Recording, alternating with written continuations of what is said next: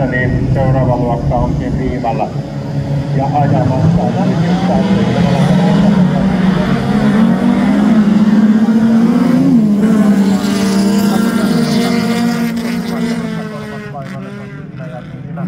Mannunmäki pitää kärkipaikan ja Tapojärvi ei tipahda, pitää edelleen kakkospaikkaa.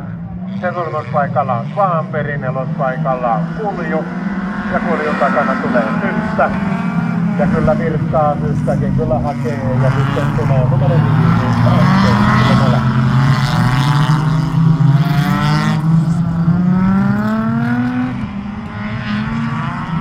Väki Tapojärvi ja Itäpäällä Itämästi välimattaa. Eli takaisella näihin läpimaitoon. Eliskoon ja sielläkin on tulossa pientä repeämistä, jos näin voisi sanoa.